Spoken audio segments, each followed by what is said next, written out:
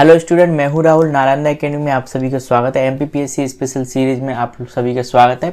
इसमें हम एमपीपीएससी 2013 का सॉल्व पेपर करवाएंगे फुल एनालिसिस और एक्सप्लेन के साथ, जिससे आगे के जितने भी आपके एग्जाम आए, चाहे वो एसएससी का एग्जाम हो, आपका पीएससी का एग्जाम हो, यूपीएससी, एमपीपीएससी, व्यापम, इन सभी एग्जाम में ये क्वेश्चन बार बार आने को मिलते हैं। खासकर एमपी के क्वेश्चन याद रखना। एमपी से संबंधित हो गया, स्पोर्ट्स हो गया, ठीक है आपका, और साथ साथ में हमारा कंप्यूटर हो गया। ये सारे क्वेश्चन इन्हीं पेपरों में से रिपीट होते हैं, ज़्यादा हमको अलग से देखने को नहीं मिलते हैं, ठीक है। इसके साथ साथ अन्य जो भी प्रश्न है जो आगे आएंगे, मैं उनका फुल एनालिसिस करूंगा फ्रेंड्स, और आपको बहुत ही कुछ एक्स्ट्रा इसमें देखने को मिलेगा। इससे पहले ऑलरेडी हमारे बहुत सारे सॉल्व पेपर हो चुके हैं एमपीपीएससी के। नहीं देखें तो जाकर नालंदा की चैनल पर जाइए और वहाँ पर आपको प्ले लिस्ट में जाकर मिल जाएंगे। चलिए बिना देरी के टाइम वेस्ट किए हुए पहले क्वेश्चन से स्टार्ट करते हैं हम। पहला क्वेश्चन है हमारा, निम्न में से कौन सा भारत में निर्वनीकरण का प्रभाव नहीं है, पूछा है, ठीक है। तो देखिए, निर्वनीकरण का प्रभाव पड़ता है किन क्षेत्रों में? एक तो पर्वतीय क्षेत्रों में पड़ता है, ठीक है। जैव विविधता से जहाँ पर क्या पेड़ों को हानि होती है, वनों को हानि होती है, वहां पर पड़ता है। मृदा अपरदन के कारण जहाँ पे वन कम हो जाते हैं, वहां पे इसका प्रभाव पड़ता है, ठीक है। इसका अर्थ होता है एक तरीके से डिफॉरेस्टेशन, ठीक है। इंग्लिश में आप यहाँ से नाम इसको याद रखोगे तो आसानी से याद हो जाएगा, ठीक है। जहाँ पर फॉरेस्ट कम हो जाता है वहां पे क्या करता है, दोबारा से निर्वनीकरण किया जाता है। लेकिन नगरीकरण इसके अंतर्गत नहीं आता है, ठीक है। क्या पूछा यहाँ पे? नहीं आता है इसका प्रभाव, क्योंकि नगरीकरण में तो वनों का ऑलरेडी ह्रास होता है, ठीक है ना। वनों के क्षेत्रफल में कमी आती है, तो हमारा सी वाला आंसर सही हो जाएगा। नेक्स्ट क्वेश्चन देखते हैं। अगला क्वेश्चन है हमारा, पर्यावरण सुरक्षा अधिनियम ईपीए को अन्य किस नाम से जाना जाता है? तो ध्यान रखना जरा, पर्यावरण सुरक्षा अधिनियम का जब गठन किया गया था तो ये भारत सरकार के द्वारा 1986 में किया गया था। किसके द्वारा? 1986 में किया गया था। पर्यावरण सुरक्षा अधिनियम को छाता विधान के नाम से भी जाना जाता है। किसके नाम से? छाता विधान के नाम से भी जाना जाता है पर्यावरण संरक्षण के लिए। नेक्स्ट क्वेश्चन देखते हैं। निम्न में से कौन सा देश आसियान का सदस्य नहीं है? तो याद रखोगे, इसको एशियान भी कहा जाता है इंग्लिश में जब पढ़ते हैं तो, ठीक है। एशियान का सदस्य, आसियान का सदस्य नहीं है। इनमें से कौन सा सदस्य नहीं है? तो याद रखोगे दक्षिण कोरिया इसका सदस्य नहीं है। सी वाला आंसर बिल्कुल ही सही हो जाएगा। देखिए, एशियान जो है ना, साउथ ईस्ट एशियन संघों के द्वारा बनी है। यह दक्षिण पूर्वी एशियाई राष्ट्रों का संघ है, ठीक है। इसका पूरा नाम क्या है? दक्षिण पूर्वी एशियाई राष्ट्रों का संघ। इंग्लिश में बोलते हैं इसको। एशियन का फुल फॉर्म अगर आप याद रखोगे एशियन का, तो association of south east Asian nation है, ठीक है। एसोसिएशन साउथ ईस्ट, याद रखोगे, साउथ ईस्ट एशियन नेशंस, ठीक है, इसका फुल फॉर्म है। इसमें जब इसका गठन किया गया था, इसकी स्थापना जो हुई थी, याद भी रख सकते हो, एशियन की स्थापना 8 अगस्त 1967 को हुई थी। कब हुई थी? 8 अगस्त 1967 को हुई थी। साथ साथ में उस समय जब इसमें गठन हुआ था इसके साथ, तो इसमें उस समय 5 देश थे। लेकिन अगर वर्तमान में अगर आ जाए कि एशियन में कितने सदस्य शामिल हैं, तो याद रखोगे 10 देशों का संघ है ये, ठीक है ना। उस समय जब गठन हुआ था तो इंडोनेशिया, मलेशिया, फिलीपींस, सिंगापुर और थाईलैंड इसमें शामिल थे, तो लेकिन दक्षिण कोरिया इसमें शामिल नहीं है। नेक्स्ट क्वेश्चन देखते हैं। अगला क्वेश्चन है, इम्यूनोलॉजी का जनक कौन है? इम्यूनोलॉजी का जनक इसमें से कौन है? तो आंसर याद रखना, एडवर्ड जेनर। सी वाला हो जाएगा, ठीक है। एडवर्ड जेनर कौन है? इम्यूनोलॉजी के जनक हैं। साथ साथ में रॉबर्ट कोच कौन है? तो रॉबर्ट कोच को भी मैं यहीं पर चारों की चारों आपको याद करा देता हूँ, जिससे आप लोगों को याद हो जाए। देखिए, रॉबर्ट कोच क्या है? किसके? जीवाणु विज्ञान के पिता कहे जाते हैं। किसके? जीवाणु विज्ञान के पिता कहे जाते हैं, ठीक है। लुई पास्चर किसके लिए जाने जाते हैं? सूक्ष्म जैविकी के पिता, ठीक है। सूक्ष्म जैविकी के पिता लुई पास्चर। एडवर्ड जेनर किसके लिए? इम्यूनोलॉजी के लिए हो गया, ठीक है, सी वाला। लैंड स्टेनर रक्त समूह की खोज क्या की थी? इन्होंने रक्त समूह की खोज की थी। तो इस प्रकार से चारों जी आप याद रखना, ये पूछे जाते हैं अक्सर। नेक्स्ट क्वेश्चन देखते हैं। अगला क्वेश्चन है, पंचतंत्र मूल रूप से लिखी गई थी, किसके द्वारा लिखी गई थी? विष्णु शर्मा के द्वारा लिखी गई थी। किसके द्वारा? विष्णु शर्मा के द्वारा लिखी गई थी। याद रखना, पंचतंत्र है क्या, यहाँ से अगर क्वेश्चन पूछ लिया था। देखिए, इसमें क्या है, मानव मनुष्यों की और साथ साथ में पशु पक्षियों की क्या कथा या कहानियां हैं। पंचतंत्र की जो कहानियां हैं इंपॉर्टेंट, मनुष्य और क्या जानवरों की कहानियां कथाएं हैं, ठीक है, याद रखना। नेक्स्ट क्वेश्चन है, अगला क्वेश्चन, संस्कृत साहित्य का प्रादुर्भाव किस वेद के द्वारा हुआ था? किस वेद के द्वारा उद्देश्य संस्कृत साहित्य की अगर सृजन की अगर पूछा जाए तो आप सभी जानते हैं विश्व साहित्य की पहली पुस्तक जो मानी जाती है ना, वो मानी जाती है ऋग्वेद में लिखी गई पुस्तक, ठीक है ना, ऋग्वेद में लिखी गई भाषा में, ठीक है। तो याद रखना जो संस्कृत साहित्य का प्रादुर्भाव हुआ था ना, वो कब हुआ था, किस वेद के द्वारा हुआ था? ऋग्वेद के द्वारा हुआ था, ठीक है। बहुत ये सर्वाधिक प्राचीन ऋग्वेद है, याद रखना। चारों वेद हैं, चारों में सबसे प्राचीन कौन सा वेद है? ऋग्वेद। नेक्स्ट क्वेश्चन देखते हैं, अगला क्वेश्चन है, निम्नलिखित में से कौन सा सिंधु घाटी सभ्यता से संबंधित स्थल नहीं है? स्थल पूछ लिए जाते हैं सिंधु सभ्यता के तो सभी आपको याद होना चाहिए। देखिए यहाँ पे है ना, याद रखना जी, रोपड़ है, ठीक है, क्या है? रोपड़। तो देखिए कालीबंगन सिंधु से संबंधित था, सिंधु घाटी सभ्यता से। रोपड़ भी था और लोथल भी था, लेकिन पाटलिपुत्र नहीं था। पाटलिपुत्र क्या नहीं था? पाटलिपुत्र वर्तमान में किसे कहा जाता है? पटना को कहा जाता है, जो कि किसकी राजधानी है? बिहार की राजधानी है, ठीक है। ये प्राचीन नगर जरूर था, लेकिन सिंधु घाटी सभ्यता से संबंधित नहीं था। प्राचीन नगर हम इसको पढ़ते हैं, ठीक है, याद रखेंगे, जैसे कि मौर्य वंश पढ़ते हैं, शुंग वंश पढ़ते हैं, गुप्त वंश पढ़ते हैं, उनकी क्या होता था? जो राजधानी हुआ करता था, ठीक है, राजधानी क्षेत्र हुआ करता था, ठीक है, उस समय भी। नेक्स्ट क्वेश्चन देखते हैं, अगला क्वेश्चन है, स्वामी विवेकानंद ने शिकागो में आयोजित विश्व धर्म सम्मेलन में अपना भाषण कब दिया था?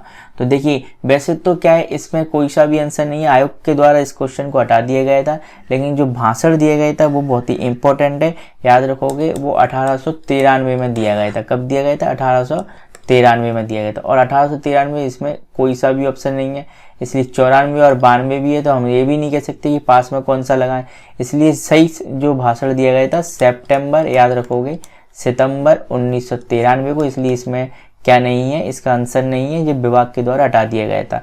एक डेट और याद रखोगे, स्वामी जी का, जो विवेकानंद स्वामी जी का क्या था? जन्म 1863 में हुआ था। कहाँ पे हुआ था? 1863 में। तो ये दोनों डेट याद रखोगे, एक तो जन्म भी पूछ लिया जाता है और विश्व धर्म सम्मेलन का भाषण भी पूछ लिया जाता है।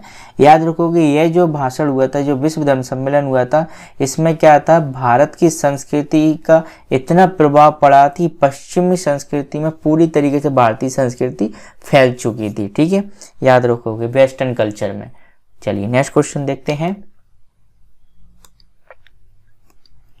अगला क्वेश्चन है, हेडगेवार ने किस वर्ष राष्ट्रीय स्वयंसेवक संघ की स्थापना की थी? अब इसको एक शॉर्ट फॉर्म में भी याद रखोगे, जो वर्तमान में जाना जाता है आरएसएस के नाम से जाना जाता है, राष्ट्रीय स्वयंसेवक संघ की स्थापना की थी। तो कौन सी सन में की थी? तो याद रखोगे 1925 में की थी। किसमें? 1925 में। बहुत ही इंपॉर्टेंट है, पूछा जाता है इसकी स्थापना, आरएसएस की स्थापना, राष्ट्रीय स्वयंसेवक संघ की आरएसएस की स्थापना हेडगेवार ने की थी। इनका फुल फॉर्म याद रखना, इनका जो नाम है पूछा जा सकता है, इनका फुल फॉर्म था केशव हेडगेवार। क्या नाम था? केशव हेडगेवार। चलिए नेक्स्ट क्वेश्चन देखते हैं, अगला क्वेश्चन, निम्नलिखित में से कौन सा वर्ग भारत में कम्युनिस्ट पार्टी के सामाजिक आधार में सम्मिलित नहीं था? बहुत ही इंपॉर्टेंट है, क्वेश्चन घुमा फिरा कर पूछा जाता है, ठीक है, कम्युनिस्ट पार्टी के सामाजिक आधार में शामिल नहीं था। तो ध्यान रखना जरा, कौन सा वर्ग था? व्यापारी वर्ग था। कौन सा?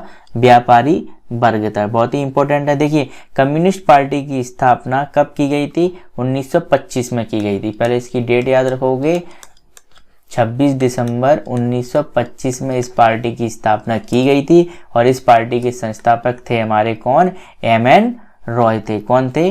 एमएन रॉय थे, ठीक है। ये क्वेश्चन पूछा जाता है, कम्युनिस्ट पार्टी की स्थापना, ठीक है। अब ये जो वर्ग था ना, ये किससे संबंधित था? ये जो पार्टी स्थापना करी थी, ये किसके लिए की गई थी? तो याद रखोगे, कम्युनिस्ट पार्टी के सामाजिक आधार में सम्मिलित वर्गों में कृषि, औद्योगिक क्षेत्र के मजदूर, शिक्षित वर्ग तथा युवा वर्ग मुख्य थे, जबकि व्यापारी वर्ग इसमें शामिल नहीं था। इनकी शाखाएं भी पूछी जाती हैं, ठीक है, तो आप शाखा भी याद रखोगे, मैं इसकी बोल देता हूँ। कम्युनिस्ट पार्टी की शाखाएं उसमें देखिए विद्यार्थी शाखा थी जिसमें सम्मिलित थे, युवा शाखा थी, महिला शाखा थी, श्रमिक शाखा थी, किसान शाखा थी। लेकिन कौन से वर्ग शामिल नहीं थे? व्यापारी वर्ग शामिल नहीं थे। नेक्स्ट क्वेश्चन देखते हैं, किस देश ने प्रथम 3D दूरदर्शन प्रसारण प्रायोगिक तौर पर प्रवर्तित किया था? तो याद रखोगे चीन ने 3D टेक्नोलॉजी, ठीक है, त्रियामी जो आयाम चित्र चलाए थे वो सबसे पहले किसने? चीन ने चलाए थे, ठीक है। चलिए नेक्स्ट क्वेश्चन है, निम्न में से किसने गदर पार्टी का गठन किया था? निम्न में से किसने किया था? तो याद रखोगे लाला, ये पूरा नाम याद रखोगे, लाला हरदयाल ने। किसने? लाला हरदयाल ने किया था, ठीक है। इसका जो स्थापना की थी वो की थी 1 नवंबर 1913 को की थी। कब की थी? 1913 को। इसकी डेट भी पूछ लिया थी, 1 नवंबर 1913 को। ये महान क्रांतिकारी थे। और जो स्थापना कहाँ पे की गई थी? याद रखोगे ये अमेरिका में की गई थी। अमेरिका का एक नगर है सैन फ्रांसिस्को में की गई थी, ठीक है, इसकी स्थापना। ब्रिटिश सरकार ने ईस्ट इंडिया कंपनी का चाय व शक्कर के व्यापार का एक अधिकार समाप्त कर दिया गया था। किसके द्वारा किया गया था? चार्टर एक्ट 1813 के द्वारा। किसके द्वारा? चार्टर एक्ट 18 के द्वारा कर दिया गया था। हालांकि इस क्वेश्चन को भी हटा दिया गया है, लेकिन इसमें क्या एक तरीके से याद रखना, भारत पर अगर पर्टिकुलर होता, क्वेश्चन होता कि भारत पर व्यापार का अधिकार हटा दिया गया था तो हमारा सही हो जाता चार्टर्ड एक्ट। इस क्वेश्चन को भी आयोग के द्वारा हटा दिया गया था क्योंकि ये विवादित क्वेश्चन बन जाता है। लेकिन जब ईस्ट इंडिया कंपनी का जो चाय का और शक्कर का जो व्यापार का अधिकार हटाया था वो केवल भारत पे से हटाया था। क्या हटाया था? केवल भारत पे से 1813 में हटाया था। लेकिन चीन में क्या था? ईस्ट इंडिया का चीन में व्यापार जारी रहा चाय का, ठीक है, वो बिल्कुल भी नहीं हटाता। चलिए नेक्स्ट क्वेश्चन देखते हैं, आजाद हिंद फौज का प्रधान कार्यालय स्थित था। तो आजाद हिंद फौज का जो प्रधान कार्यालय था वो रंगून में स्थित था। कहां पर था? रंगून में स्थित था, ठीक है। याद रखोगे आजाद हिंद फौज की स्थापना का विचार सबसे पहले किसके मन में आया था? ये क्वेश्चन पूछा जाता है। कैप्टन मोहन सिंह के मन में आया था सबसे पहले विचार, कैप्टन मोहन सिंह के मन में आया था, ठीक है, याद रखना, ठीक है। इसके बाद 1943 में किसकी कमान? सुभाष चंद्र बोस ने इसकी कमान संभाल ली थी, ठीक है। कब? 1943 में, ठीक है। चलिए, और इसका जो आजाद हिंद फौज की 1943 में कमांड संभाली थी, लेकिन इसका जो गठन हो गया था तो इसकी गठन की भी डेट याद रखोगे, 1942 में इसका गठन हो चुका था, ठीक है। नेक्स्ट क्वेश्चन देखते हैं, अगला क्वेश्चन है, पानीपत का तीसरा युद्ध कब लड़ा गया था? पानीपत का तीसरा युद्ध लड़ा गया था 14 जनवरी 1761। ये किन के मध्य लड़ा गया था? ये क्वेश्चन भी पूछा जाता है। तो ये अब्दाली और मराठाओं के मध्य। किसके बाद? अहमद शाह अब्दाली, ठीक है, प्लस किसके साथ लड़ा गया था? मराठाओं के मध्य लड़ा गया था, ठीक है। अगर इससे रिलेटेड क्वेश्चन भी अगर बनते 2018-19 में तो क्वेश्चन बनते इसी पानीपत पे। पानीपत के तीसरे युद्ध पे ही बॉलीवुड में, भारतीय फिल्मी दुनिया में एक पिक्चर बनी थी पानीपत, ठीक है ना, पानीपत। इसी पर बनी थी। तो क्वेश्चन जिसमें किरदार निभाया था किसने? निदेशक बॉनी कपूर के बेटे अर्जुन कपूर ने, ठीक है, अर्जुन कपूर ने निभाया था, ठीक है। ये क्वेश्चन भी बनता है। चलिए, करंट का क्वेश्चन बनता, लेकिन अब आगे जाके ये क्वेश्चन के चांसेस कम है।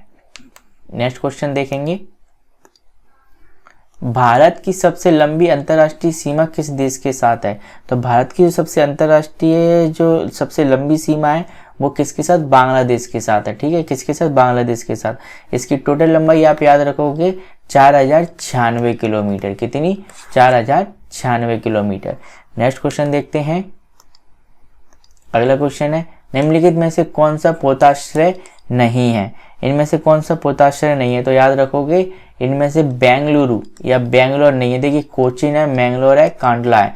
ये सभी की सभी पोताश्रय भारत सरकार के इंपॉर्टेंट सबसे बड़े जो 13 पोताश्रय हैं वो याद रखोगे, टोटल 13 है। इन 13 के नाम मैं आपको स्पीड से ले देता हूँ जिससे आपको याद हो जाए। देखिए, कोलकाता, चेन्नई, मुंबई, कोची, विशाखापट्टनम, पारादीप, तुतीकोरिन, मार्मागोवा, कांडला, न्यू मैंगलोर, न्यावाशोवा, एन्योर, पोर्ट ब्लेयर। ये प्रमुख क्या है? भारत सरकार के 13 पोताश्रय हैं, ठीक है, या बंदरगाह हैं, ठीक है, याद रखना। नेक्स्ट क्वेश्चन देखते हैं, अगला क्वेश्चन है हमारा, नंदा देवी शिखर स्थित है। नंदा देवी शिखर कहाँ पर स्थित है? उत्तराखंड में स्थित है। ठीक है, बहुत ही इंपॉर्टेंट है। नेक्स्ट क्वेश्चन है हमारा, अगला क्वेश्चन है भारतीय भागीरथी नदी निकलती है, कहाँ से निकलती है भागीरथी नदी? बहुत ही इंपॉर्टेंट है, कई बार क्वेश्चन पूछ लेता है। तो गौमुख से निकलती है। किससे? गौमुख से। देखिए गौमुख से भागीरथी निकलती है, ठीक है, याद रखोगे। ठीक है, और जब गंगा नदी बनती है तो भागीरथी और अलकनंदा से मिलकर बनती है। ठीक है, प्लस अलकनंदा, इससे रिलेटिव एक क्वेश्चन आगे आया तो उसमें मैं और अच्छे से एक्सप्लेनेशन को कर दूंगा। ठीक है, चलिए नेक्स्ट, देवप्रयाग में अलकनंदा और भागीरथी मिलते हैं तो वहां से किसका? गंगा का निर्माण हो जाता है। नेक्स्ट क्वेश्चन देखेंगे, राष्ट्रीय एटलस और थीमेटिक मानचित्र संगठन स्थित है। बहुत ही इंपॉर्टेंट है, कई बार पूछा जाता है। ठीक है, याद रखो राष्ट्रीय एटलस और थीमेटिक मानचित्र संगठन क्या है? तो याद रखोगे, पहले तो ये स्थित है, इसका कार्यालय पूछा है तो कोलकाता में इसका क्या है? कार्यालय है। क्या है? कोलकाता में इसका कार्यालय है। देखिए इसका एक शॉर्ट फॉर्म पूछा जाता है। क्या? इसका एक शॉर्ट फॉर्म पूछा जाता है, आप इंग्लिश के नाम से याद रखोगे, इसको बोला था national athletes and thematic mapping organisation. अब इसका एक शॉर्ट फॉर्म हो जाता है NATMO। ठीक है, नाटमो इसको बोलते हैं। ठीक है, इसकी स्थापना हुई थी 1954 में हुई थी। ठीक है, इसकी स्थापना 1954 में हुई थी। इसका फुल फॉर्म है national atlas and thematic mapping organisation, NATMO का शॉर्ट फॉर्म। और ठीक है, वर्तमान में इसके 15 डिविजनल सेंटर स्थित हैं भारत में। ठीक है, और मुख्यालय कहाँ पर है? कोलकाता में। नेक्स्ट क्वेश्चन देखते हैं हम अपना, अगला प्रश्न है, शिवालिक पहाड़ियां निम्न में से किसका हिस्सा है? शिवालिक पहाड़ियां निम्न में से किसका हिस्सा है? तो हिमालय का हिस्सा है। ठीक है, न कि अरावली, पश्चिमी घाट और सतपुड़ा का, हिमालय का है। ठीक है, नेक्स्ट क्वेश्चन देखते हैं। अगला क्वेश्चन है, निम्न में से कौन सी नदी डेल्टा नहीं बनाती है? यहाँ पे ये क्वेश्चन भी विभाग के द्वारा हटा दिया गया था, तो मैं आपको बता देता हूँ कि देखिए नर्मदा और ताप्ती नदी यहाँ पूछा है नहीं बनाती हैं। तो दोनों ही नदी क्या बनाती हैं? एस्चुरी बनाती हैं। क्या बनाती हैं? एस्चुरी बनाती हैं। ये दोनों ही क्या नहीं बनाती? डेल्टा नहीं बनाती। गंगा और स्वर्ण रेखा तो डेल्टा, लेकिन जो नर्मदा और ताप्ती हैं वो क्या बनाती हैं? एस्चुरी बनाती हैं। ठीक है, चलिए, तो ये क्वेश्चन भी विभाग के द्वारा हटा दिया है, लेकिन आप आगे के लिए इसको याद रखो। ये दोनों नदियां कहाँ? पश्चिम की ओर बहने वाली सबसे बड़ी नदियां हैं भारत की। ठीक है ना, जब आप पश्चिम की ओर बहती हैं ये नदियां तो याद रखोगे। ठीक है, पश्चिम की ओर बहने वाली सबसे बड़ी नदियां हैं ये। ठीक है, इस दिशा में बहती हैं। नेक्स्ट क्वेश्चन देखते हैं। अगला क्वेश्चन है, भारत का सबसे बड़ा लंबा राष्ट्रीय राजमार्ग कौन सा है? देखिए इस प्रश्न के हिसाब से अगर हम देखें तो ये क्वेश्चन वैसे हटा दिया गया है, लेकिन उस समय जो अब जैसे परीक्षा कब की है? 2013 की हम सॉल्व कर रहे हैं पेपर, तो उस समय ये 7 था। ठीक है, उस समय 7 था, लेकिन अब वर्तमान में क्या चेंजेस हो चुके हैं। अब ये ऑलरेडी मैं पढ़ा चुका हूँ किसी, ठीक है, परिवहन में कि सबसे लंबा राष्ट्रीय राजमार्ग कौन सा सेट पेपर में। अब आप मुझे कमेंट करके बताइए जल्दी से कि अब वर्तमान में सबसे बड़ा, ये आपके लिए आंसर है, ये मैं पढ़ा चुका हूँ सेट पेपर में, सबसे बड़ा राष्ट्रीय राजमार्ग कौन सा है? जल्दी से कमेंट करके बताइए आप मुझको। ठीक है, नेक्स्ट क्वेश्चन देखते हैं। अगला क्वेश्चन है, रबी की फसलों को बोया जाता है। रबी की फसलों को कब बोया जाता है? बहुत ही इंपॉर्टेंट, तो याद रखोगे अक्टूबर से नवंबर में रबी की फसलों को बोया जाता है, और मार्च और अप्रैल में इसकी फसलों को क्या कर लिया जाता है? काट लिया जाता है। ठीक है, मार्च और अप्रैल में। ठीक है, रबी की फसलों को, रबी की फसलें कौन कौन सी होती हैं पहले ये याद रखना। तो रबी की फसलों में गेहूं, जौ, चना, मटर, सरसों आते हैं। ठीक है, जबकि जो खरीफ की फसलें होती है तो वो भी मैं आपको बता देता हूँ। खरीफ की फसलों को कब बोया जाता है? तो देखिए खरीफ की फसलें होती हैं जून जुलाई में बोई जाती हैं। कब बोई जाती हैं? जून जुलाई में बोई जाती हैं, और सितंबर अक्टूबर में काटी जाती हैं। ठीक है, खरीफ की फसलों में कौन कौन सी फसलें आ जाएंगी? तो खरीफ की फसलों में आ जाएंगी हमारी, एक तो ज्वार, मक्का, बाजरा, सोयाबीन, गन्ना, कपास, इस प्रकार की प्रमुख फसलें आ जाएंगी। ठीक है, साथ में मूंगफली, ये सब खरीफ की फसलें हैं। नेक्स्ट क्वेश्चन देखते हैं।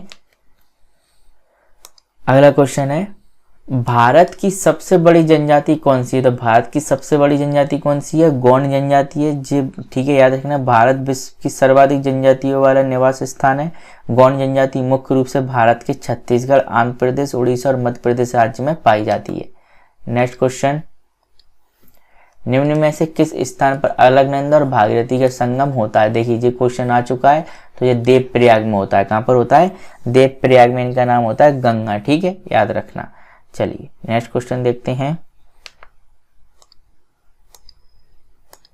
अगला क्वेश्चन है, गंडक परियोजना किन दो राज्यों की संयुक्त परियोजना है? तो जो गंडक परियोजना है किन दो राज्यों की संयुक्त परियोजना है? बिहार और उत्तर प्रदेश की। किसकी?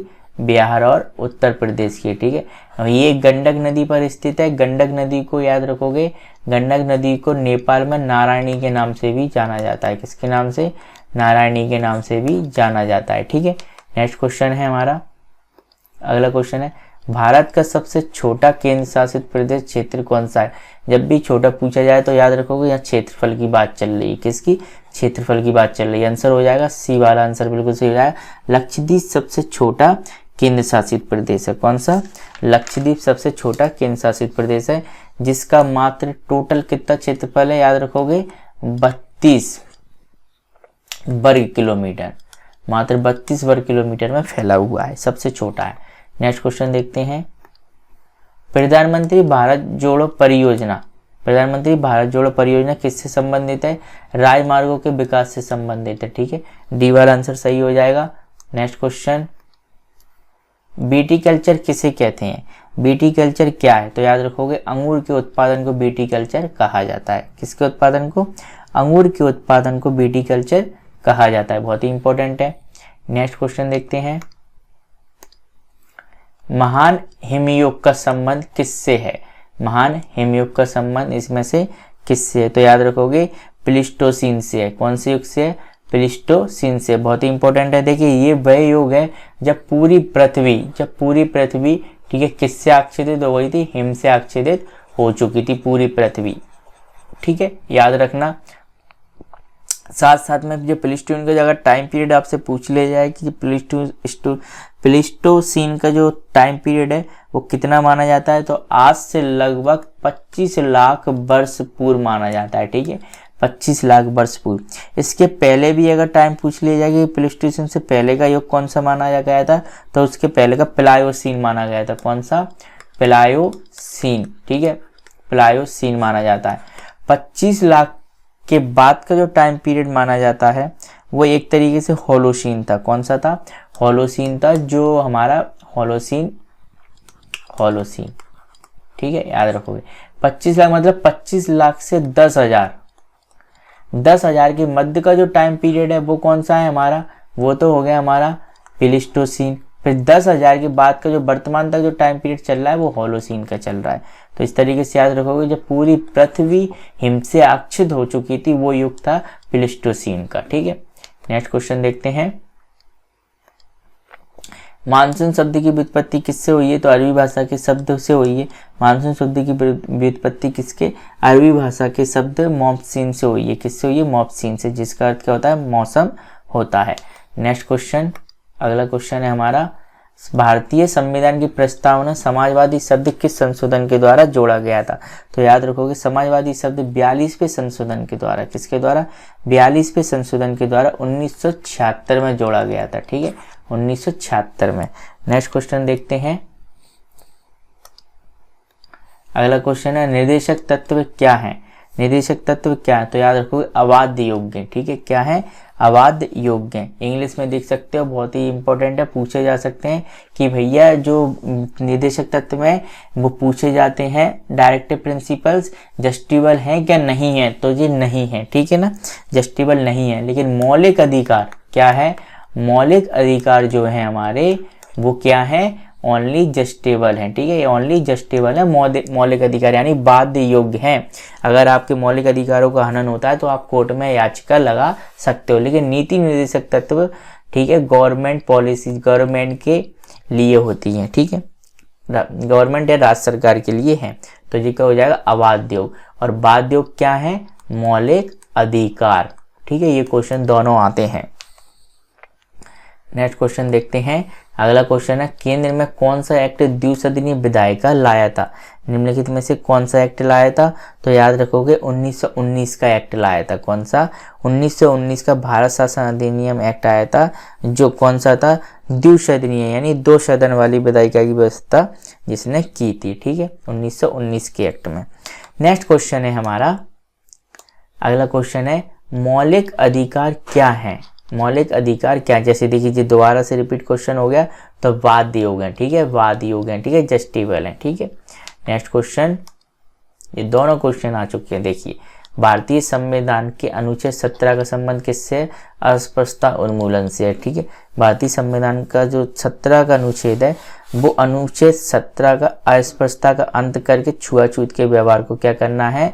समाप्त करना है और उसके लिए दंड देना है। ये पूरा ही पूरा उल्लेख है। इसके लिए 1955 में एक कानून भी लाया गया था। ठीक है, 1955 में क्या लाया था? कानून भी आया था, अस्पृश्यता अपराध अधिनियम का, जो पूरे भारत में लागू था। नेक्स्ट क्वेश्चन, अगला क्वेश्चन है कि PIL क्या है? तो इस प्रकार के क्वेश्चन आप कैसे याद रखोगे? इंग्लिश करके याद रखोगे। PIL क्या होता है? पब्लिक इंटरेस्ट लिटिगेशन होता है। ठीक है, PIL पब्लिक लिटिगेशन होता है, इंटरेस्ट लिटिगेशन होता है, जिसका हिंदी अर्थ होता है लोकहित वाद होता है। क्या होता है? लोकहित वाद। चलिए इसके बारे में थोड़ा PIL के बारे में बता देता हूँ। इसका प्रारंभ माना जाता है 1970 के बाद माना जाता है। ठीक है, 1970 में PN भगवती और BK कृष्णा के द्वारा ये लाया गया था। इसका उद्देश्य था दलित, निर्धन, पिछड़े, निरक्षर, अक्षम लोगों को शीघ्र न्याय दिलाना। क्या होता है? शीघ्र न्याय दिलाना, इसका उद्देश्य होता है PIL का। ठीक है, इंग्लिश में इसको याद रखना, PIL को public interest litigation. Next question है भारत में उच्चतम न्यायालय का उद्घाटन किस तिथि को हुआ था? ठीक है, भारत में जो उच्चतम न्यायालय का जो माना जाता है गठन, वो माना जाता है हमारा 28 जनवरी 1950 को लागू हुआ था। कब हुआ था? 28 जनवरी 19। देखिए संविधान के बाकी के अनुच्छेद कब हुए थे? 26 जनवरी 1950 को, लेकिन इसके 2 दिन बाद उच्चतम न्यायालय का उद्घाटन किया गया था। ठीक है, 1950 में। नेक्स्ट क्वेश्चन था हमारा, अगला क्वेश्चन है निम्न में से कौन सा देश भारत के संपूर्ण आयात का सबसे बड़ा स्रोत है? संपूर्ण आयात का सबसे बड़ा स्रोत कौन सा देश है? चीन देश है। ठीक है, नेक्स्ट क्वेश्चन है निम्न में से विश्व में कौन सा देश उर्वरक उत्पादक और उपभोक्ता के रूप में तीसरे स्थान पर आता है? तीसरे स्थान पर आता है उर्वरक के मामले में हमारा कौन सा? भारत आता है। ठीक है, तीसरे स्थान पर। ठीक है, नेक्स्ट क्वेश्चन है नेशनल प्लानिंग कमेटी का गठन किया था। नेशनल प्लानिंग कमेटी का जो गठन किया गया था वो किया गया था किसके द्वारा? सुभाष चंद्र बोस के द्वारा किया गया था। देखिए भारतीय नियोजन की आवश्यकता व संभावना पर विचार करने के लिए किसके द्वारा? राष्ट्रीय कांग्रेस के द्वारा। कब? 1938 में। कब? 1938 में राष्ट्रीय नियोजन समिति, जिसे हम नेशनल प्लानिंग कमेटी भी कहते हैं, नेशनल प्लानिंग कमेटी कहते हैं, जिसे राष्ट्रीय नियोजन समिति का गठन किया गया था। ठीक है, याद रखना। इस समय जो इसके अध्यक्ष थे वो सुभाष चंद्र बोस थे, भारतीय राष्ट्रीय कांग्रेस के। लेकिन कमेटी के जो अध्यक्ष बने, ध्यान देना जरा, कमेटी के जो अध्यक्ष बने वो कौन थे? पंडित जवाहरलाल नेहरू थे। ये दोनों क्वेश्चन परीक्षा में बनते हैं। ठीक है, चलिए नेक्स्ट क्वेश्चन देखिए, अगला क्वेश्चन है प्रथम पंचवर्षीय योजना का प्रारंभ कब से कब तक माना जाता है? तो प्रथम पंचवर्षीय योजना का प्रारंभ माना जाता है 1951 से 52 से। ठीक है, याद रखो 1951-52 में माना जाता है प्रथम पंचवर्षीय योजना का शुभारंभ। ठीक है, 1 अप्रैल 1951 से प्रारंभ हो चुकी थी ये योजना और प्रकाशित हुई थी 1952 में। ठीक है, 1952 में प्रकाशित हुई थी और बन गई थी 1 अप्रैल 1951 को। नेक्स्ट क्वेश्चन देखते हैं, योजना आयोग का पदेन अध्यक्ष कौन होता है? तो भारत का प्रधानमंत्री योजना आयोग का क्या होता है? पदेन अध्यक्ष होता है। ठीक है, नेक्स्ट क्वेश्चन, अगला प्रश्न है हमारा, खो खो खेल में कितने खिलाड़ी एक टीम में होते हैं? खो खो खेल में कितने होते हैं? तो याद रखोगे 11 खिलाड़ी होते हैं। खो खो में कितने होते हैं? 11 खिलाड़ी होते हैं। बहुत ही इंपॉर्टेंट है, जरा ध्यान रखो। खो खो खेल में जो खिलाड़ियों की संख्या होती है वो कितनी होती है? 9 खिलाड़ी होते हैं। 9 खिलाड़ी होते हैं। खो खो में 9 खिलाड़ी होते हैं। अब देखिए यहाँ पे मैं सभी खिलाड़ियों को थोड़ा एक्सप्लेन कर देता हूँ। 11 खिलाड़ी किस में होते हैं? क्रिकेट, हॉकी, फुटबॉल में, ठीक है। क्रिकेट, हॉकी और फुटबॉल में कितने हो गए, 11 खिलाड़ी हो गए। 7 खिलाड़ी किस में होते हैं, कबड्डी में होते हैं, ठीक है। 7 खिलाड़ी कबड्डी में हो गए, ठीक है। 12 खिलाड़ी किसी में भी नहीं देखे जाते, 12 खिलाड़ी किसी में नहीं जाते। 9 खिलाड़ी किस में पूछे जाते हैं, देखिए एक तो हो गया हमारा खो खो और दूसरा बेसबॉल, ठीक है। बेसबॉल में भी कितने पूछे जाते हैं, ठीक है, 9 खिलाड़ी होते हैं और खो खो में भी 9 खिलाड़ी होते हैं, ठीक है। साथ साथ में याद रखोगे बास्केटबॉल में 5 खिलाड़ी होते हैं, बास्केटबॉल में कितने, 5 खिलाड़ी होते हैं, ठीक है। और वॉलीबॉल में कितने, 6 खिलाड़ी होते हैं। बास्केटबॉल में 5, वॉलीबॉल में 6 खिलाड़ी, ठीक है। चलिए नेक्स्ट क्वेश्चन देखते हैं। अगला क्वेश्चन है बटरफ्लाई स्ट्रोक शब्द का संबंध किससे है, तो तैराकी से है। किससे है, बटरफ्लाई स्ट्रोक संबंध तैराकी से है। नेक्स्ट क्वेश्चन, अगला क्वेश्चन है हमारा, इनमें से कौन सा खेल ओलंपिक में सम्मिलित नहीं है, तो देखिए स्कीइंग है, साइकिलिंग है, तीरंदाजी है, लेकिन क्रिकेट नहीं है। तो सी वाला आंसर बिल्कुल ही हमारा सही हो जाएगा, ठीक है। यही अपने आप में ये एक बड़ा ओलंपिक खेल है, इसलिए इसको मुख्य ओलंपिक खेलों में शामिल नहीं किया गया है। नेक्स्ट क्वेश्चन है एशियन गेम्स में 400 मीटर की दौड़ में भारत की किस महिला ने पहली बार स्वर्ण पदक जीता था, आंसर हो जाएगा कमलजीत संधू ने जीता था। किसने, कमलजीत संधू ने जीता था, ठीक है। बहुत ही इंपॉर्टेंट है, 1970 में एशियन गेम्स में। नेक्स्ट क्वेश्चन, शतरंज के एक बोर्ड में कितने खाने होते हैं, याद रखोगे तो याद रखना 64 खाने होते हैं। पूरा की पूरा एक बोर्ड होता है, ठीक है, जिसमें से 2 खानों में जो बटा होता है, एक तो सफ़ेद खाने और एक काले खाने। इस प्रकार से इसमें टोटल कितने हो जाते हैं, 64 खाने हो जाते हैं, ठीक है। याद रखोगे 32 सफ़ेद के और 32 काले के। नेक्स्ट क्वेश्चन देखते हैं, गोल्डन गर्ल पुस्तक के लेखक कौन है, गोल्डन गर्ल पुस्तक के लेखक कौन है, तो पीटी उषा ही है। देखिए गोल्डन गर्ल पुस्तक जो लेखक जो लिखी थी वो एक ऑटोबायोग्राफी, एक आत्मकथा थी जो पीटी उषा ने ही लिखी थी। ये मशहूर एथलेटिक्स हैं पीटी उषा, ठीक है। इनका पूरा नाम अगर कभी पूछ लिया जाए तो याद रखोगे पलबुल्ला खंडी थक्के परमिल उषा, इनका फुल फॉर्म है, ठीक है। चलिए पीटी उषा का नेक्स्ट क्वेश्चन देखते हैं। अगला क्वेश्चन, क्रिकेट की एक गेंद का वजन कितना होता है, क्रिकेट की एक गेंद का वजन कितना होता है। देखिए मुख्य रूप से क्रिकेट की एक गेंद का वजन जो होता है ना वो 155 ग्राम से लेकर 163 ग्राम तक होता है, ठीक है। 163 ग्राम तक होता है, ये इंपॉर्टेंट है, ठीक है, अगर ग्राम में पूछ लिया जाए तो। लेकिन कभी कभी ये क्या है, औंस में पूछ लिया जाता है, ठीक है। वजन की इकाई है औंस, तो कभी कभी औंस में पूछ लिया जाता है। तो वजन अगर औंस में आ जाए तो याद रखोगे 5.5 से लेकर 5.7 तक इसका औंस होता है, ठीक है। ये वजन होता है बॉल का, ठीक है। लेकिन इसमें इस प्रकार का कोई सा भी आंसर नहीं है 155 से लेकर 163 के मध्य। तो ये हमारा क्या है, एक तरीके से ए वाला आंसर हो सकता था, लेकिन आंसर 155 ही सही आना था इसका, लेकिन विभाग ने इसको क्या कर दिया, हटा दिया गया है, ठीक है, याद रखना। नेक्स्ट क्वेश्चन देखते हैं, निम्नलिखित में से कौन सा संगीत वाद्य इंडो इस्लामिक उत्पत्ति का नहीं है, कौन सा वाद्य यंत्र इंडो इस्लामिक उत्पत्ति का नहीं है। तो देखिए सितार, तबला और सारंगी तीनों की तीनों इंडो इस्लामिक कंट्री के द्वारा या इंडो इस्लामिक के द्वारा बने हुए हैं, लेकिन शहनाई ऐसा नहीं है, ठीक है। तो डी वाला आंसर बिल्कुल ही सही हो जाएगा, ठीक है। नेक्स्ट क्वेश्चन देखते हैं। अगला क्वेश्चन है, निम्नलिखित में से कौन सा 4 धाम में सम्मिलित नहीं है। तो देखिए पुरी है, ठीक है, द्वारका है, रामेश्वरम है, और चौथा हमारा कौन सा है, ठीक है, 4 धाम में बद्रीनाथ है। चौथा कौन सा है, बद्रीनाथ, ठीक है। बहुत ही इंपॉर्टेंट है, ये चारों धाम में सम्मिलित है, लेकिन मानसरोवर क्या है, नहीं है। तो सी वाला आंसर सही हो जाएगा, 4 धाम में मानसरोवर शामिल नहीं है, जो तिब्बत में स्थित है, ठीक है। इसके उत्तर में कैलाश स्थित है, ठीक है। चलिए हिंदू धर्म की इसको पवित्र यात्रा माना जाता है, लेकिन ये 4 धाम में सम्मिलित नहीं है। नेक्स्ट क्वेश्चन देखते हैं। अगला क्वेश्चन है, महाकुंभ कितने वर्षों में लगता है। तो महाकुंभ 12 वर्षों में लगता है, ठीक है। कितने में, 12 वर्षों में लगता है। याद रखोगे भारत में महाकुंभ 4 जगह पर लगता है, केवल भारत में ही लगता है। और 4 जगह कौन कौन सी हैं इसकी, हरिद्वार, नासिक, उज्जैन और प्रयागराज, ठीक है। चलिए नेक्स्ट क्वेश्चन देखते हैं। देखिए किसी एक स्थान पर यह 12 वर्षों में लगता है, लेकिन ये चारों स्थान जो मैंने आपको बताए हैं यहाँ पे 3-3 वर्ष के अंतराल में लगता है। जैसे पहले कहाँ पे, हरिद्वार से स्टार्ट होगा, फिर प्रयागराज में जाएगा, फिर जाके नासिक में, फिर उज्जैन में। ठीक है, इस तरीके से 3-3 वर्ष में लगता है, तो टोटल 12 वर्ष हो जाते। फिर वहीं पे 12वें वर्ष में उसी जगह पे स्टार्ट हो जाता है जहां से पहले स्टार्ट हुआ था। नेक्स्ट क्वेश्चन बहुत ही इंपॉर्टेंट है, याद रखोगे। मधुबनी पेंटिंग किस राज्य से संबंधित है? तो मधुबनी जो पेंटिंग है वो बिहार राज्य से संबंधित है, बहुत ही इंपॉर्टेंट है, याद रखोगे। ये पेंटिंग जो है ना चित्रकला शैली में है। ठीक है, इन्हें मिथिला पेंटिंग के नाम से भी जाना जाता है।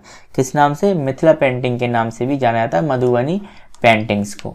नेक्स्ट क्वेश्चन है हमारा, अगला क्वेश्चन है, नौका दौड़ किस पर्व से संबंधित है? तो नौका दौड़ जो है हमारी किससे? ओणम से संबंधित है। किससे है? ओणम से संबंधित है, बहुत ही इंपॉर्टेंट है, जो केरल राज्य का केरल राज्य का एक इंपॉर्टेंट पर्व या त्योहार है। ठीक है, नौका दौड़। नेक्स्ट क्वेश्चन है हमारा, यूएन द्वारा सन को अंतर्राष्ट्रीय महिला वर्ष के रूप में घोषित किया गया था। तो याद रखोगे 1975 को संयुक्त राष्ट्र या यूएन के द्वारा अंतर्राष्ट्रीय महिला वर्ष के रूप में क्या किया गया था? घोषित किया था। यह जो घोषित किया था वो महिलाओं के सम्मान एवं संरक्षण के में जागरूकता बढ़ाने के लिए यह उद्देश्य से किया गया था। क्या? ठीक है, याद रखना 1975 को महिला वर्ष के रूप में। नेक्स्ट क्वेश्चन, अगला क्वेश्चन है, world of all human rights पुस्तक के लेखक कौन है? तो याद रखो world of all human rights पुस्तक के जो लेखक है, मानवाधिकारों से संबंधित जो आवाज उठाने वाले हैं जो पुस्तक के माध्यम से, वो हैं सोली जे सौरभ जी। कौन थे? सोली जे सौरभ जी। ठीक है, सी वाला आंसर बिल्कुल ही सही हो जाए, ये उन्हीं की पुस्तक है। ठीक है, याद रखना, बहुत ही इंपॉर्टेंट है। चलिए नेक्स्ट क्वेश्चन देखते हैं। नेक्स्ट क्वेश्चन है, अपार्थिव क्या है? तो देखिए यार, अपार्थिव नहीं है, पहले इसको करेक्ट करना, इसको प्रश्न विभाग के द्वारा हटा दिया गया है। अपार्थिव नहीं है, इसको बोलते हैं अपार्थिड। याद रखोगे, अपार्थिड क्या होता है? अपार्थिड होता है, जिसका अर्थ होता है अलगाव। क्या होता है? अलगाव या पृथकवाद। ठीक है, अलगाव या पृथकवाद इसका आंसर होता है। तो इसका आंसर जो हो जाएगा वो सही हो जाएगा। दक्षिण अफ्रीका में प्रचलित संस्थागत प्रजातीय पृथकता की व्यवस्था थी अपार्थिड। जी विभाग अपार्थिव ऐसा कुछ भी शब्द नहीं होता है। देखिए क्या था कि दक्षिण अफ्रीका जब बना तो वहाँ की जो नेशनल पार्टी की सरकार थी ना, उन्होंने क्या करा 1948 में, कब? 1948 में काले और गोरे रंग के लोगों को अलग अलग रहने के लिए व्यवस्था की है, अलग अलग स्थान दिए। काले लोग अलग स्थान पर हैं और गोरे लोग अलग स्थान पर हैं। ठीक है, यानी कि एक तरीके से रंग भेद नीति थी, और रंग भेद नीति कहलाती है क्या? वहां पर अपार्थिड कहलाती है। ठीक है, याद रखना। इसी नीति को दूर करने के लिए अफ्रीका में, याद रखोगे, सबसे ज्यादा जो प्रयास किया वो किसने किया था? नेल्सन मंडेला ने किया था। ठीक है, नेल्सन मंडेला के द्वारा ही जे 1994 में क्या हो गई, अपार्थिड स्थिति को समाप्त कर दिया गया कि ऐसा नहीं है। ठीक है, याद रखना। नेक्स्ट क्वेश्चन देखते हैं। यूनाइटेड किंगडम ने केरल के साथ किस क्षेत्र को साझेदारी करने की इच्छा व्यक्त की है? ठीक है, यूनाइटेड किंगडम ने। ठीक है, तो याद रखना स्वास्थ्य क्षेत्र के साथ। ठीक है, किसके साथ साझेदारी करने के लिए? जो करंट का क्वेश्चन बनता है तो इस प्रकार के याद रखना 2013 का लेटेस्ट करंट का क्वेश्चन था जो उस समय। ठीक है, स्वास्थ्य क्षेत्र से संबंधित यूनाइटेड किंगडम ने केरल के साथ, याद रखोगे, साझेदारी करने की व्यवस्था या शुरुआत की थी। नेक्स्ट क्वेश्चन, नेमसेक पुस्तक के लेखक कौन है? नेमसेक पुस्तक के लेखक हैं, याद रखोगे, झुम्पा लाहिड़ी। ठीक है, एक उपन्यासकार है, और ये नेमसेक एक उपन्यास है जो 2003 में कब हुआ था? प्रकाशित हुआ था। ठीक है, क्या हुआ था? 2003 में प्रकाशित। ठीक है, झुम्पा लाहिड़ी। नेक्स्ट क्वेश्चन, मध्य प्रदेश का प्रसिद्ध वस्त्र प्रकार, तो याद रखोगे, ठीक है, बच्चे का काफी कंफ्यूजन है, तंदू या खद्दर कोई प्रकार है, नहीं, चंदेरी, डी वाला आंसर बिल्कुल ही सही है। शहर का नाम इसमें पूछा गया, चंदेरी साड़ियों के लिए प्रसिद्ध है, तो ठीक है, वस्त्र क्षेत्र कौन सा हो गया यहाँ पर, फेमस टेक्सटाइल एरिया कौन सा हो गया, चंदेरी हो गया। ठीक है, नेक्स्ट क्वेश्चन है हमारा, अगला है, मध्य प्रदेश की ऊर्जा राजधानी किस जिले को कहते हैं, तो याद रखोगे सिंगरौली को कहते हैं। देखिए सिंगरौली में बेड़न नामक स्थान है, ठीक है, उसको क्या है, वहां पर क्या है, बहुत ही इंपॉर्टेंट है, ताप विद्युत केंद्र स्थापित है सबसे बड़े पैमाने पर, उसी को ऊर्जा राजधानी कहा जाता है। अगर बेड़न आंसर आ जाता है यहाँ में तो हम बेड़न लगाते, लेकिन मुख्य रूप से सिंगरौली, इससे पहले किसी सीधी को कहा जाता था, लेकिन सिंगरौली जब से अलग हुआ है, अब सिंगरौली मध्य प्रदेश की ऊर्जा राजधानी बन गई है। नेक्स्ट क्वेश्चन देखते हैं हम इसमें, खजुराहो के मंदिर किस जिले के अंतर्गत आते हैं, खजुराहो के मंदिर याद रखो कि किस जिले के अंतर्गत, छतरपुर जिले के अंतर्गत आते हैं, किसके, छतरपुर जिले के अंतर्गत आते हैं। नेक्स्ट क्वेश्चन है हमारा, उज्जैन स्थित महाकाल का मंदिर किस नदी के किनारे पर स्थित है, तो महाकाल का मंदिर क्षिप्रा नदी के किनारे पर स्थित है, किसके किनारे पर, क्षिप्रा नदी के किनारे पर स्थित है। ठीक है, नेक्स्ट क्वेश्चन,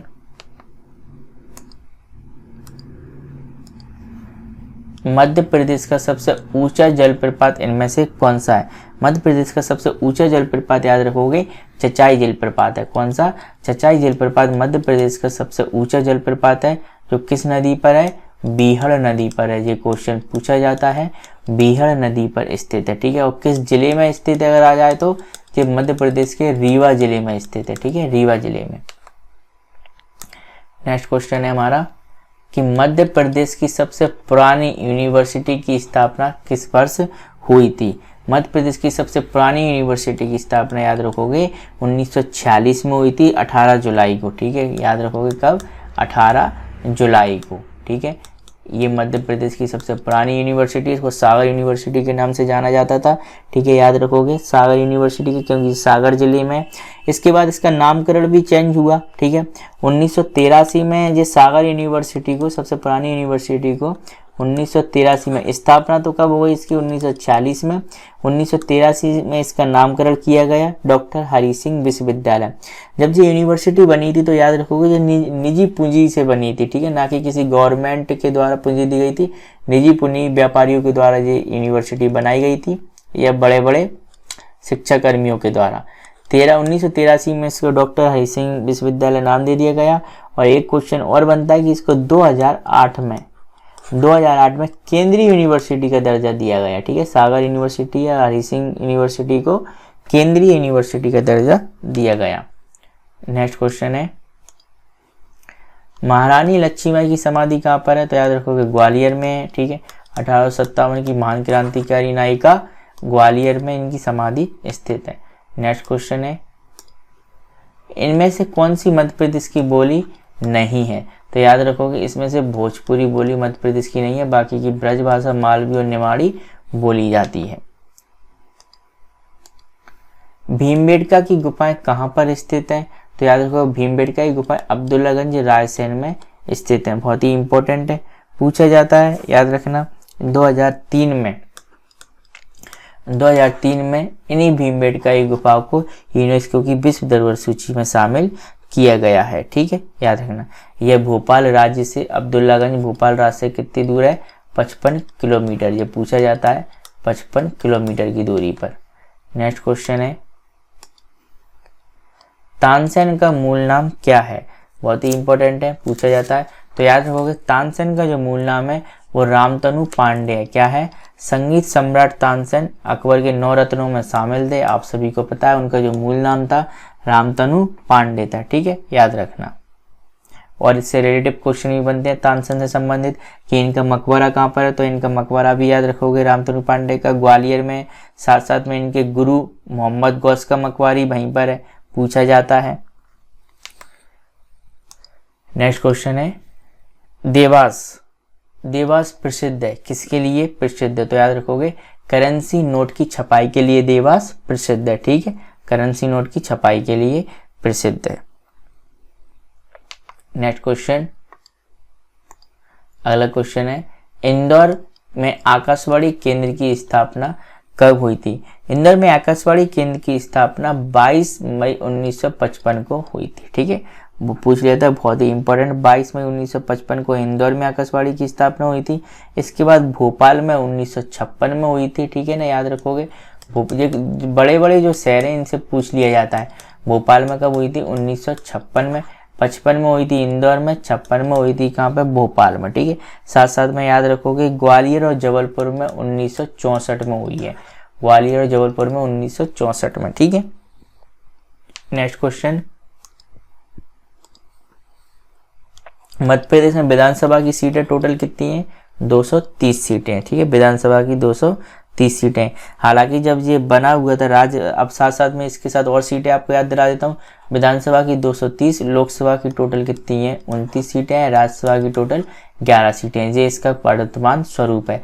लेकिन आज़ादी के समय या 1956 के समय, ठीक है, याद रखोगे 56 के समय मध्य प्रदेश में टोटल याद रखोगे कि 320 विधानसभा की सीटें थी। कितनी थी? 320 विधानसभा की सीटें थी, जिसमें से 90 किसको दे दी गई है? छत्तीसगढ़ को दे दी गई है, जब छत्तीसगढ़ अलग राज्य बना था। ठीक है, नेक्स्ट क्वेश्चन देखते हैं। अगला क्वेश्चन है, भोपाल गैस त्रासदी कब हुई थी? भोपाल गैस त्रासदी 2 और 3 दिसंबर को 1984 को हुई थी। ठीक है, याद रखना। इसमें अक्सर ये गैस पूछ ली जाती है कि कौन सी गैस थी इसमें से, याद रखोगे। इसमें अक्सर ये गैस पूछी जाती है, कौन सी थी? मिथाइल गैस थी। ठीक है, जहरीली गैस थी, मिथाइल आइसोसाइनाइड। इसके रिसने से यहाँ पे क्या हो गया था? कई लोगों की मौत हो चुकी थी। ठीक है, उसके लिए सरकार के द्वारा कौन सा ऑपरेशन चलाया गया था? Operation faith. ये क्वेश्चन भी पूछा जाता है। ठीक है, याद रखना। नेक्स्ट क्वेश्चन है, इनमें से कौन सा वस्तुनिष्ठ प्रकार की परीक्षा में उत्तर पत्रक को जांचने के लिए प्रयुक्त किया जाता है? बहुत ही इंपॉर्टेंट है। अब यहाँ हिंदी से ना देखते हुए इनको आप इंग्लिश से देखना जरा, ठीक है ना। Which one is mainly used checking the objective type answer paper. Objective type answer, जैसे हम जो ऑब्जेक्टिव लगा रहे हैं, इसके आंसर पेपर को किस प्रकार से आप एग्जामाइन करोगे या एग्जामिनेशन करोगे? तो इसका आंसर हो जाएगा हमारा कौन सा, याद रखोगे? OMR। क्या हो जाएगा? OMR। अब OMR क्या होता है, जरा ध्यान देना। ऑप्टिकल मार्क रीडर होता है। ऑप्टिकल मार्क रीडर OMR होता है। इसमें क्या किया जाता है? यह एक विशिष्ट आकार के सिंबल, जैसे या तो वर्ग हो गया, ठीक है, या गोला हो गया, इसको अगर डार्क कर देते हैं हम तो क्या कर लेता है? डिटेक्ट कर लेता है। OMR क्या कर लेता है? डिटेक्ट कर लेता है। ये तीनों चारों मैं आपको बता रहा हूँ जिससे याद रहे आपको, ठीक है। डिटेक्ट कर लेता है तो OMR उसके लिए उपयोग में किया जाता है। उसके बाद यहाँ पे OCR याद रखना कि OCR क्या होता है? ऑप्टिकल कैरेक्टर रीडर होता है। OCR का प्रयोग होता है ऑप्टिकल कैरेक्टर रीडर। अब ये किसको डिटेक्ट करता है? तो याद रखोगे, हाथ से हम कोई जैसे साइन करते हैं, ठीक है, जैसे मैंने ये राहुल साइन कर दिया, तो इस प्रकार के साइनों को या प्रतीक चिन्हों को डिटेक्ट करता है। क्या करता है? OCR, ठीक है। उसके बाद MICR याद रखोगे कि MICR क्या होता है? तो याद रखना MICR क्या होता है? बैंकिंग क्षेत्र में जो चेक्स वगैरह दिए जाते हैं, ठीक है, उसको क्या करता है? डिटेक्ट करता है। MICR का फुल फॉर्म होता है magnetic ink character reader. Magnetic ink character reader होता है इसका फुल फॉर्म, ठीक है। आंसर कौन सा हो जाएगा? यहाँ पर हमारा OMR हो जाएगा, ठीक है। आंसर को छांटने के लिए, उत्तर पत्र को छांटने के लिए OMR का प्रयोग किया जाता है। नेक्स्ट क्वेश्चन देखते हैं। अगला क्वेश्चन है, WWW वर्ल्ड वाइड वेब के आविष्कारक कौन है? तो याद रखोगे टिम बर्नर्स-ली। कौन है? टिम बर्नर्स-ली WWW के आविष्कारक हैं, ठीक है। चलिए नेक्स्ट क्वेश्चन देखते हैं। अगला क्वेश्चन है, इनमें से कौन सा कंप्यूटर हार्डवेयर नहीं है? तो देखिए, माउस है, प्रिंटर है, मॉनिटर है। ये एक्सेल क्या है? एक MS सॉफ्टवेयर है, ठीक है। ये क्या है? एक सॉफ्टवेयर है, ठीक है। डी वाला आंसर क्या हो जाएगा? सही हो जाएगा। बाकी की सब क्या है? हार्डवेयर है। नेक्स्ट क्वेश्चन है हमारा, जंक ईमेल को कहते हैं। तो जंक ईमेल को क्या कहा जाता है? ठीक है, स्पैम कहा जाता है। क्या कहा जाता है? स्पैम कहा जाता है, ठीक है। अनसॉलिसिटेड बल्क ईमेल भी इनको कहा जाता है, याद रखेंगे। UBE के नाम से भी जाने जाते हैं, याद रखोगे। Unsolicited bulk email, unsolicited bulk email भी इनको कहा जाता है। नेक्स्ट क्वेश्चन देखते हैं, एक डिजिटल घड़ी में किस प्रकार का कंप्यूटर हो सकता है? तो एम्बेडेड कंप्यूटर हो सकता है। एक डिजिटल घड़ी में एम्बेडेड प्रकार का कंप्यूटर हो सकता है। ठीक है, नेक्स्ट क्वेश्चन, अगला क्वेश्चन है ईमेल पते के दो भाग कौन कौन से होते हैं? तो ईमेल पते के याद रखोगे, एक तो प्रयोगकर्ता का भाग होता है, ठीक है, और दूसरा क्या होता है? पासवर्ड होता है। ठीक है, ईमेल पते के दो भाग होते हैं, तो डी वाला आंसर सही हो जाएगा। नेक्स्ट एंड लास्ट क्वेश्चन है हमारा आज का, याद रखोगे मेनू में किसकी सूची होती है? तो याद रखो कमांड की सूची होती है। मेनू में किसकी सूची होती है? हम कमांड देते हैं, कमांड की सूची होती है। कमांड किस प्रकार की हो सकती हैं? जैसे कट, कॉपी, पेस्ट आदि सारी मेनू में ये कमांड रहती हैं। ठीक है, तो फ्रेंड्स ये थे हमारा किसका, याद रखोगे 2013 का। ठीक है, कब का? 2013 का सेट पेपर है ये हमारा। ठीक है, इसके बाद हम 2012 का भी लेकर आएंगे आपके लिए, 11 का भी लेकर आएंगे और 2010 का भी। इस प्रकार से पिछले 10 वर्षों के पूरे की पूरे हमारे सेट पेपर कवर हो जाएंगे। ठीक है, जिससे जो इम्पोर्टेंट क्वेश्चन बने हैं, बहुत अच्छा कलेक्शन है। लगभग इनसे मैंने आपको देखा है कि क्वेश्चन में 800 से 1000 कितने 800 से 1000 मैंने क्वेश्चनों को अटेंड करा है, जिसमें से आपको 10,000 क्वेश्चन कवर होंगे, लगभग 10